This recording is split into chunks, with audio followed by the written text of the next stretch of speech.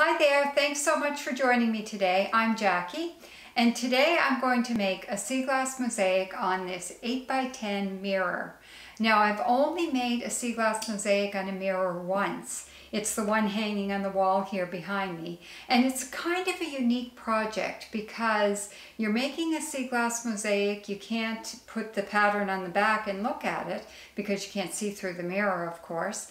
But it's also unique in the sense that the mirror reflects the sea glass. So you can see the sea glass sitting on top of the mirror as well as a bit of a reflection. So it really gives a neat effect. So I'm going to give another one a try today.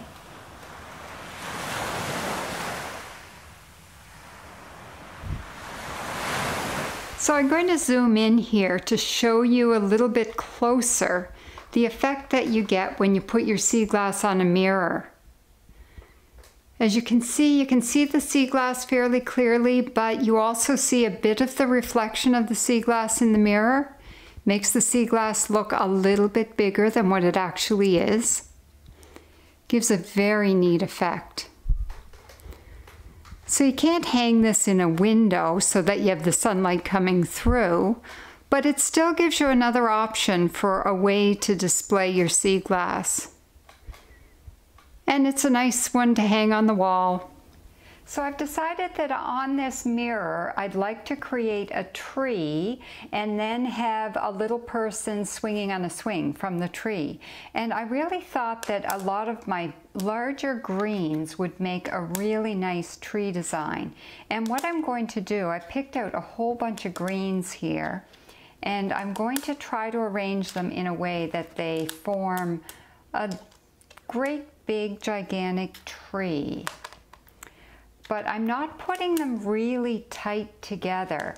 And the reason for this, I'm just going to arrange them all first and then I'm going to glue them on. I know I do tend to glue as I go, but in my mind, when you have rules in your art, rules are made to be broken. And this is one example where I think I can arrange all of my sea glass pieces first, and then I might play around with them a bit before I glue them all on. Now the reason why I'm not putting these all really tight is that part of the idea of having them on a mirror is that they're going to reflect off the mirror and it's going to make the pieces look a lot bigger than they actually are. And so with these, using these larger green pieces, I think they'll do a really nice job of reflecting off the mirror and create a really nice tree effect. Doesn't have to be perfect because remember, this is mosaic art, and in mosaic art your eye fills in what the pieces don't. So your eye is going to fill in all of these blank spaces and they're going to read like leaves in the tree. So then I'm going to have the trunk of the tree. Like to have a couple of big pieces, and then I think I'm just going to take some smaller pieces and play around with my trunk.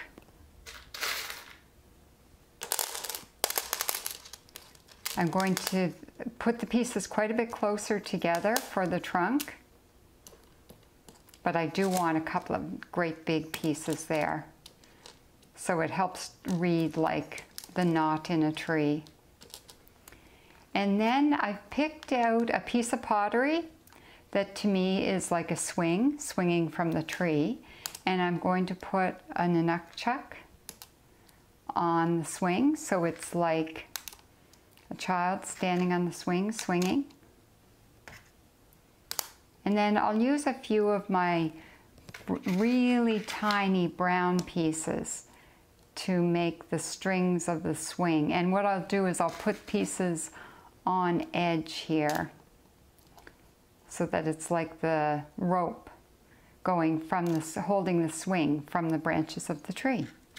And then I've picked out 3 little shells, and I'm going to make like 3 flowers over on this side. And so these are the main parts of my design. So I'll get these in place and then I'll decide what I want to do next. I'll put some stems here for my little flowers. And then I'm going to decide whether or not to fill in the background with white. This is one case where I may not fill in the background because the mirror is doing some of the work of your piece of art here. And I don't know that I want all this filled in with white. It might be too distracting. So I'm going to get my tree and my person on the swing and my flowers all glued on first before I decide if I'm going to fill in the background with white. And I will put brown along the bottom here as well. I hope that me showing you my process in planning is helpful for you in planning your own sea glass pieces. Because it is good to come up with a bit of a plan before you get started. Sometimes anyway.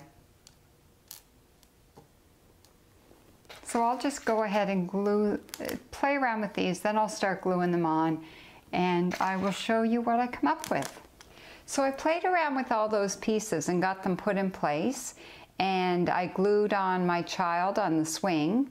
Now I need to ground this because the child just can't be hanging there in midair. So what I'm doing is I'm taking some small pieces of brown and putting them on end to make the rope for the rope that's tying the swing into the tree so that it hangs from the branch of the tree, and then the child is standing on the swing. And I know when you're doing this up close, it looks like it's not working, but when you look at it from far away, then it really does read like a line when you do this with your brown sea glass. So I'm hoping this will read like a rope. And I'm going to put the sea glass right against the child's hand so that they're hanging onto the rope. Not that I would advocate that you get your child to stand on a swing instead of sit on a swing, but for the purposes of this piece, I thought the child standing on the swing looked the best. So I really hope you found this interesting, seeing how you can do a piece of sea glass on a mirror. I decided as I was going here that I'm not going to finish off the other parts of the mirror in white. I think it's probably the first time ever that I will have done a sea glass piece that doesn't have any white sea glass in it. Other than a couple, I have a piece of white milk glass right there and a piece of white pottery, but I don't have any clear white sea glass, which is one of my favorite colors to work with. Whoops. Standing pieces on end can be fussy and messy, so once I get these stood on end, I'm going to have to fuss with it quite a bit. But I still think it's going to help create that rope, or that image of a rope hanging the swing in the tree. So thanks so much for joining me for this sea glass project. I hope you found it interesting, and I hope it encourages you to try some different things with your sea glass art. And until next time, I hope you make it out to the beach, and happy sea glass hunting. I have one last piece to put in, and then I am going to call this piece finished. Take care, everyone.